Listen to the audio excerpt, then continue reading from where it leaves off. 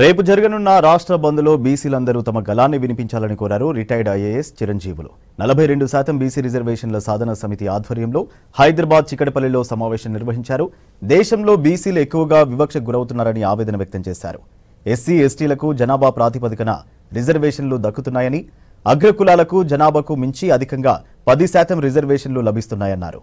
కానీ 60% పైగా ఉన్న బీసీలకు జనాభా ప్రాతిపదికన రిజర్వేషన్లు దక్కట్లేవన్నారు. ఈ మీటింగ్లో బీసీ నాయకులు పాల్గొని బీసీ బంద్కు మద్దతు తెలిపారు.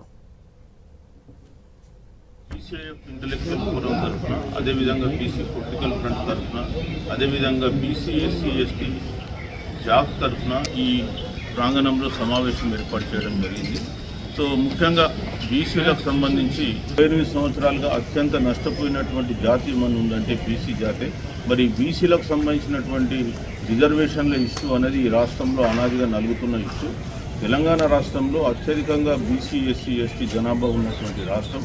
90% జనాభా ఉన్నటువంటి ఈ రాష్ట్రంలో ఖచ్చితంగా బీసీలకు వాళ్ళ జనాభా దామాషా ప్రకారం రిజర్వేషన్ రావాలి. ఎందుకంటే ఇక్కడ మనం చూస్తే జనాభా దామాషా ప్రకారం, రాజ్యాంగ హక్కుల ప్రకారం ఎస్సీ ఎస్టీలకు వారి జనాభా దామాషా ప్రకారం రిజర్వేషన్ ఇస్తున్నారు. అట్లాగే 10% కూడా లేని ఆధిపత్య కులాలకు సంబంధించి కూడా 10% రిజర్వేషన్ ఇస్తున్నారు. కానీ 60% ఉన్న బీసీలకు సంబంధించి మటుకు 29% రిజర్వేషన్ అమల్లో ఉంది.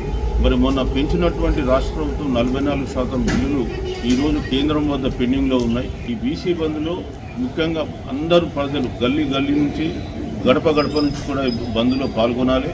సో పాల్గొన్న తర్వాత బీసీలకు సంబంధించినటువంటి నినాదాలు కూడా వాళ్ళు ఇవ్వాలి. ఎక్కడిదక్కడ ప్రజా జీవితం కూడా చేయబడాలి.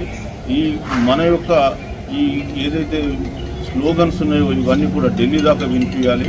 సో ఢిల్లీ ప్రభుత్వం దిగివచ్చి ఖచ్చితంగా రాబోయే శీతాకాల సమావేశాల్లో 42% రిజర్వేషన్ ఏదైతే ఉందో ఆ రిజర్వేషన్ బిల్లుల్ని 9వ షెడ్యూల్లో చేర్చాలని చెప్పి మేము కోరుతున్నాం. రేపు జరగబోయే బీసీ బంద్ కార్యక్రమానికి 42% రిజర్వేషన్ల సాధన సమితి ఉద్యమంగా దాని ప్రతినిధులైన చిరంజీవుల ఐఏఎస్ రిటైర్డ్ అధికారి గారికి మరియు బాలరాజు గౌడ్ గారికి మేముగా సంపూర్ణంగా రేపటి బంద్కి నైతిక మద్దతు తెలియజేస్తున్నాం.